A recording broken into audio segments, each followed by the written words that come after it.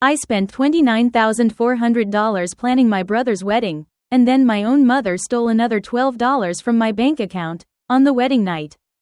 And when I confronted her, she smiled and said, "It's family business. You won't do anything." I used to think being a good daughter meant saying yes. Yes to favors. Yes to family needs. Yes to silence, even when something felt unfair. My name is Claire Bennett. I'm 29 years old. And up until last year, I had spent my entire adult life trying to earn the love of people who believed I owed it to them by default. They never said it out loud, but the rules were clear. My brother, Ryan, was the center. I was the support. He was the dream. I was the safety net. When Ryan got engaged, my parents were ecstatic. It wasn't just a wedding to them, it was a statement. A symbol. A social event that needed to be perfect. And of course, I wanted to help. I was the older sister. After all, the organized one. The one with good taste and connections.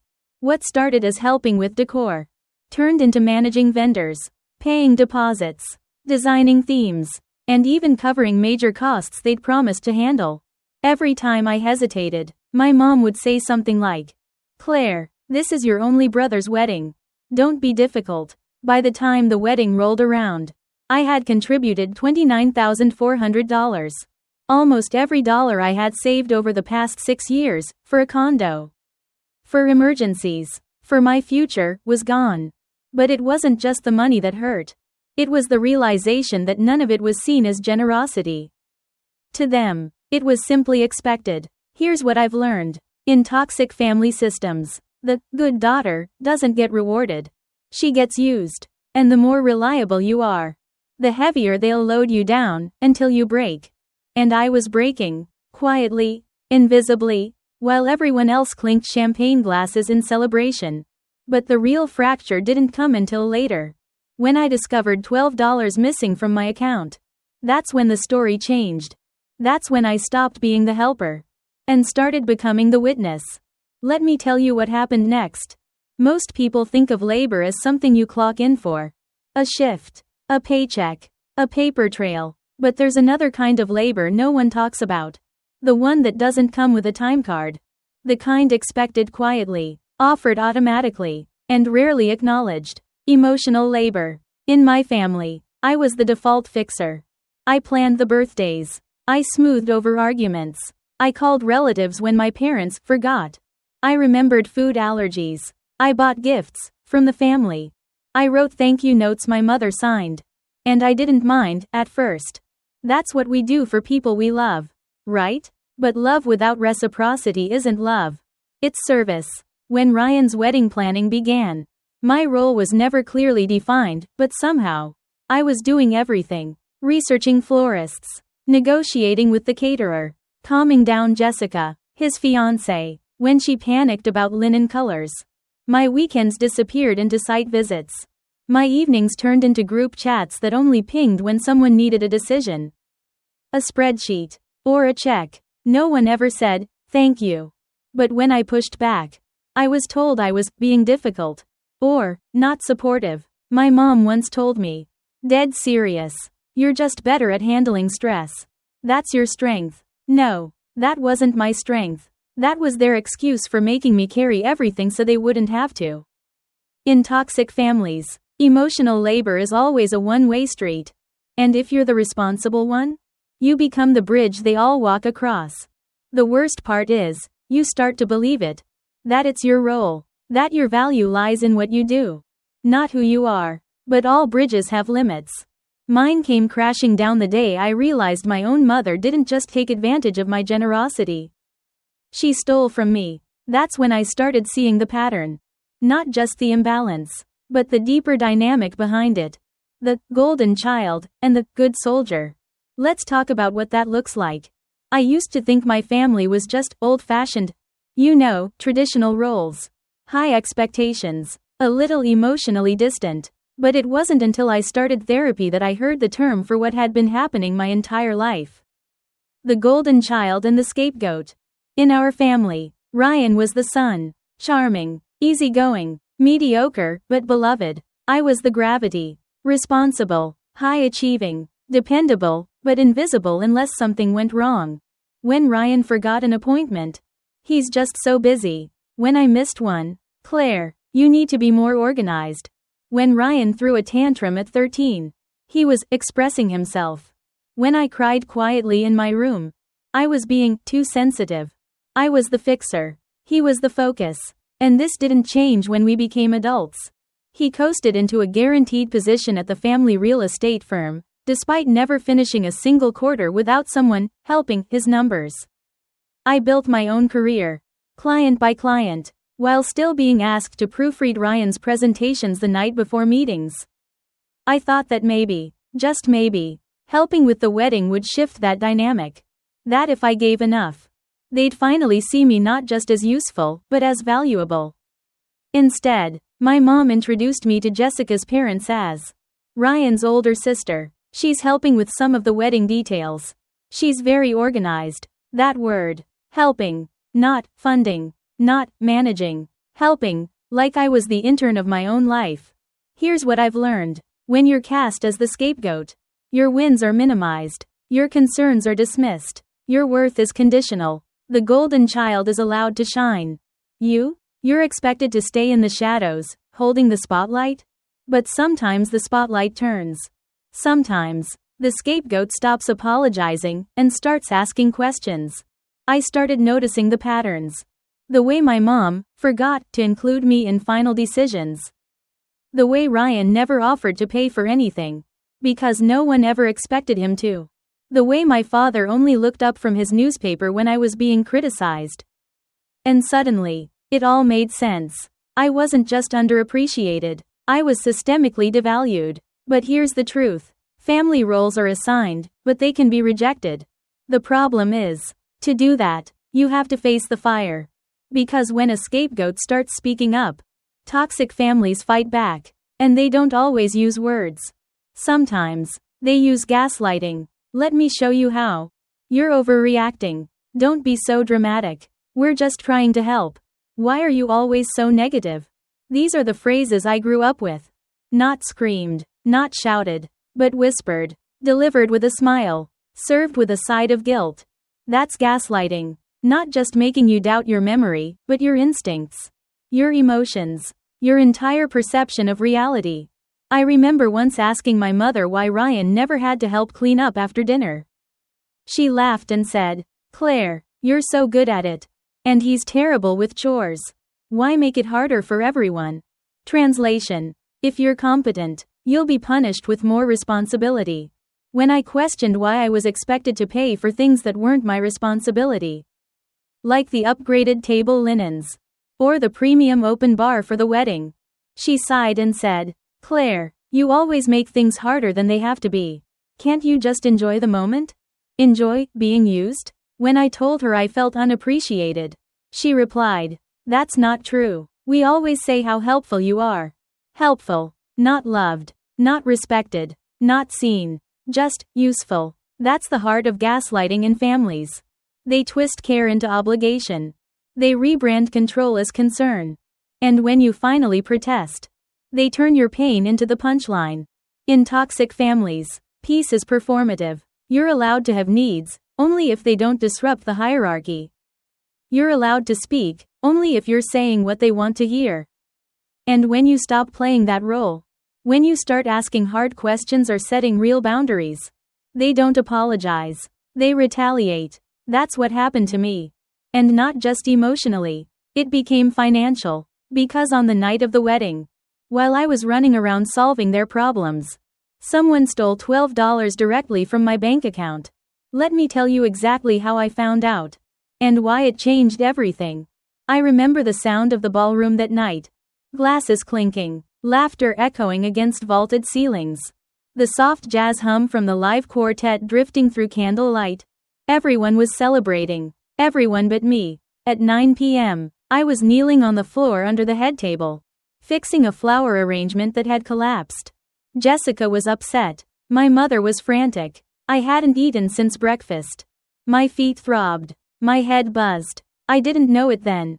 But while I was on my knees, someone was holding my phone. Someone I trusted. And they were stealing from me. $12. Gone. With just a few taps.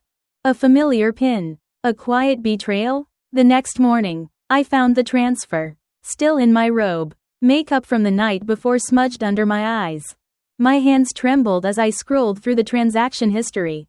There it was, 9:17 p.m., labeled simply, Wedding, to Diana Bennett. At first, I thought it was a glitch.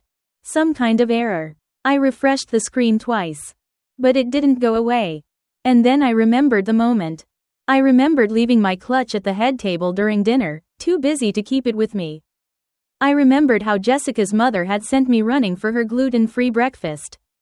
How my mother had barked at me over a typo in the place cards. How I had spent 45 minutes tracking down Ryan for a toast.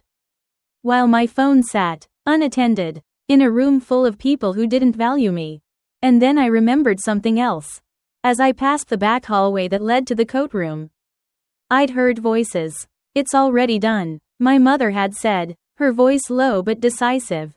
She'll never even notice. Ryan replied, hesitating. I don't know, Mom. Claire's already spent a lot. Don't be ridiculous, she snapped. It's just sitting in her account. This way it benefits the whole family. I had paused. Back then. Felt something twist in my stomach. But I didn't stop. Didn't question. Didn't want to believe what I was hearing. Now I knew. It wasn't just that they didn't respect my boundaries. They didn't even think I deserved them.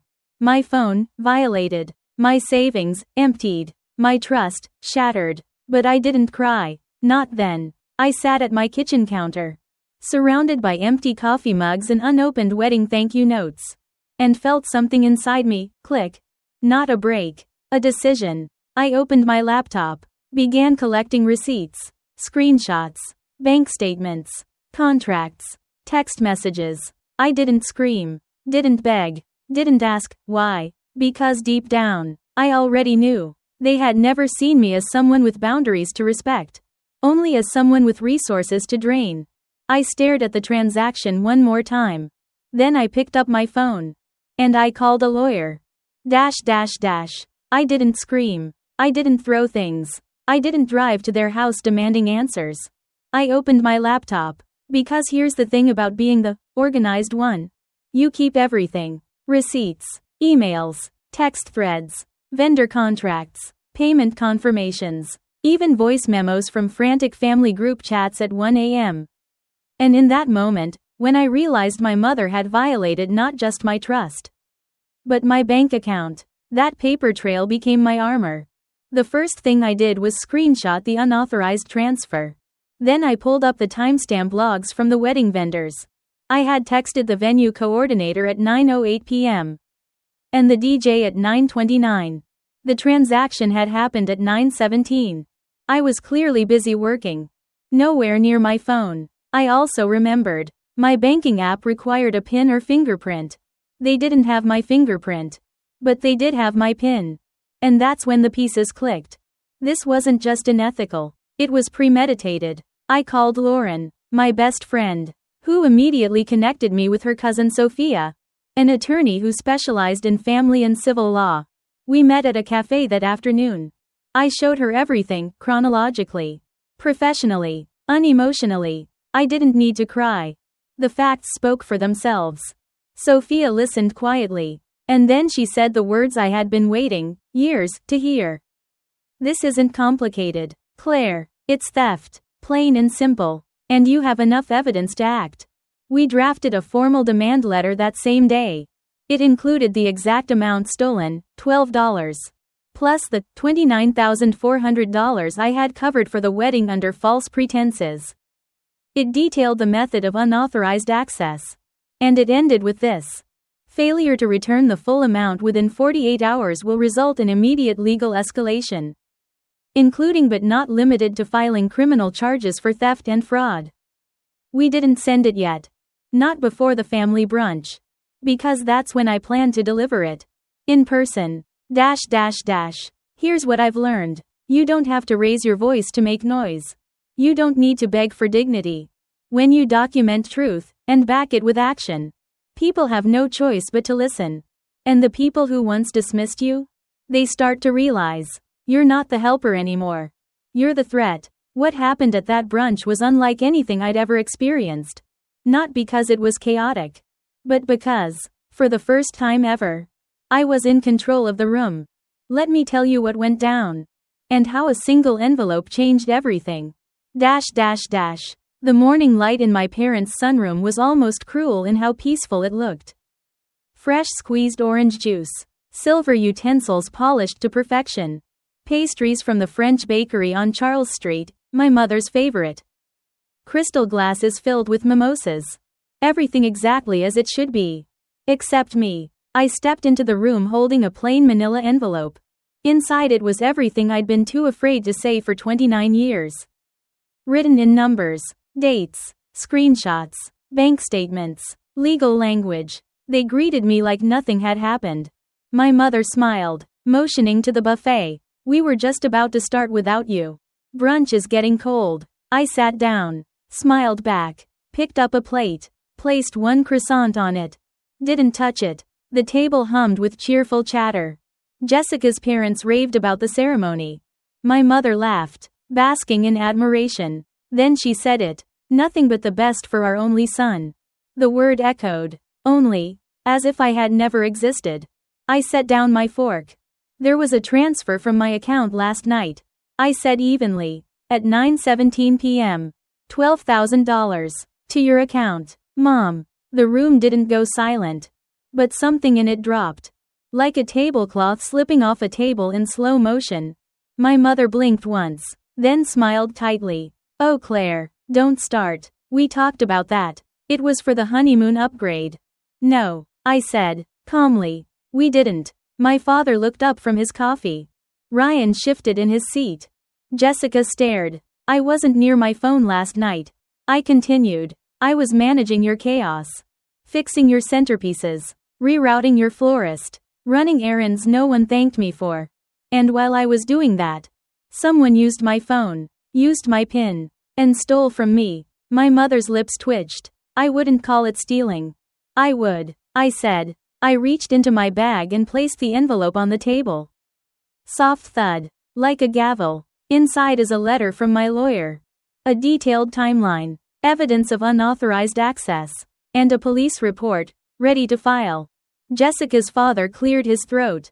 Ryan's face turned pale. I overheard you last night.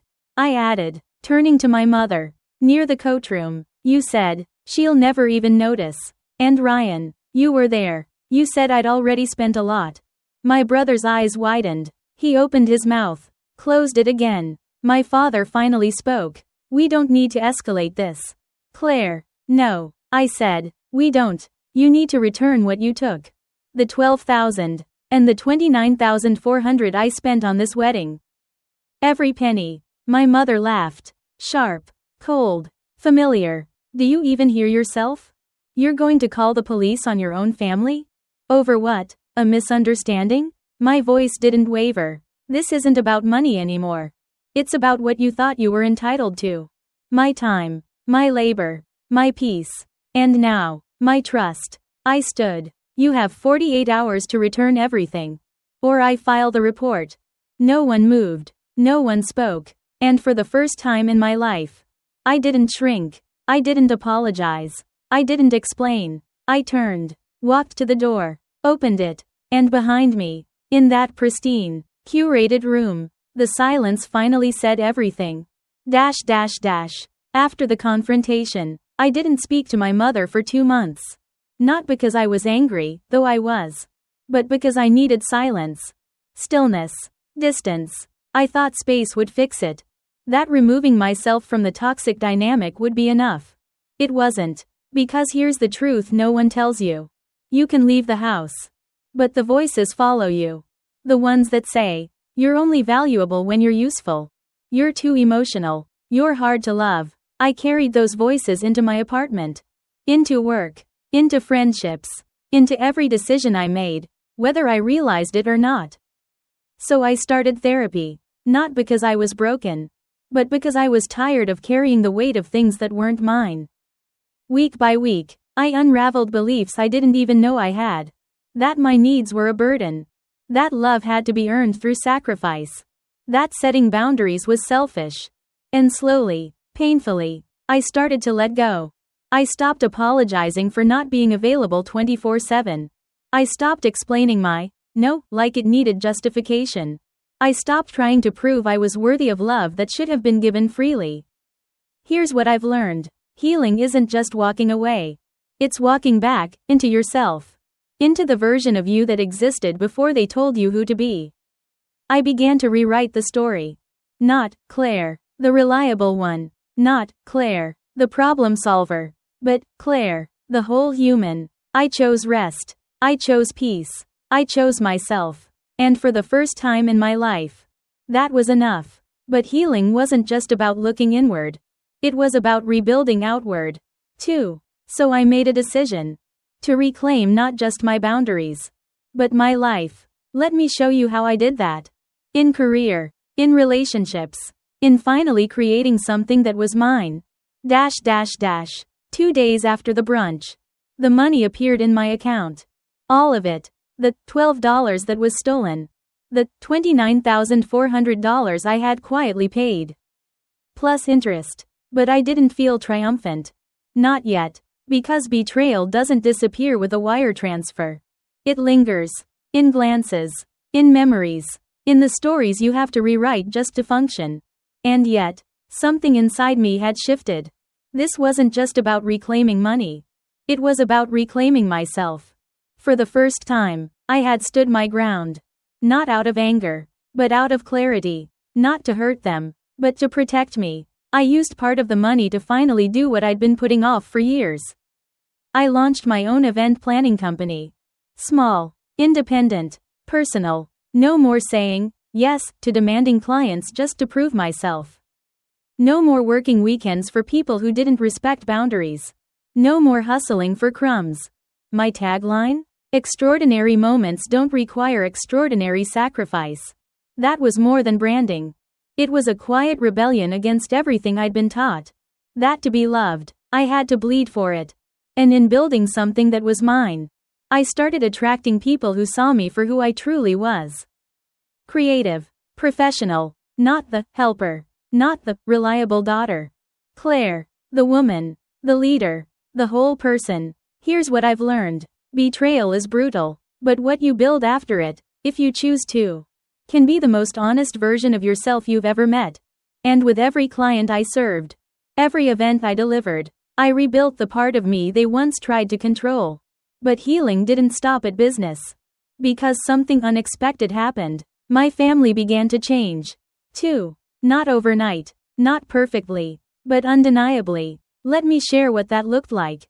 And the one conversation with my mother I never thought I'd hear. 2 months after the confrontation, my mother called. Not to demand, not to defend, but to try. Her voice was stiffer than usual. She didn't say, "I'm sorry," not right away. But she did say something I never expected. "Your father and I have started therapy." She said it like a confession. Quiet, hesitant, human. She told me they'd been reflecting. That maybe, just maybe, there were patterns they hadn't seen. I wanted to hang up. I wanted to protect myself. But I stayed on the line. Because for the first time in my life, she wasn't talking at me. She was reaching for me. And I realized something. Forgiveness isn't a door you open for them. It's a path you clear for yourself. It doesn't mean forgetting. It doesn't mean welcoming them back with no boundaries. It means choosing not to let their behavior define your future. Here's what I've learned. You can forgive someone and still not trust them. You can love someone and still keep your distance. You can hope for change and still enforce consequences. I agreed to meet them in a family therapy session. Just one. Not because I believed everything would magically heal, but because I was ready to see what they would do with the truth. And over time, there were changes. Small ones. My father listened more. Ryan started showing up, not just physically, but emotionally. Jessica, surprisingly, became a quiet ally, sometimes saying things I never could. My mother? She struggled. Old habits die hard. But once, after she made a passive-aggressive comment about my simple taste, I calmly replied, I like simple. Not everything needs to be elaborate to be meaningful. She blinked, then nodded, and said, "That's true." It wasn't a breakthrough, but it was something. I don't know what our future looks like. We're not suddenly a Hallmark family. There are still boundaries, still space, still moments I choose not to show up. Because I've finally realized I don't owe anyone constant access to my peace. But I do know this.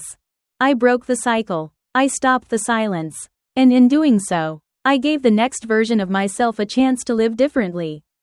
If you're watching this and you see yourself in my story, if you've been the fixer, the invisible one, the peacekeeper turned scapegoat, please hear me. You are not selfish for setting boundaries.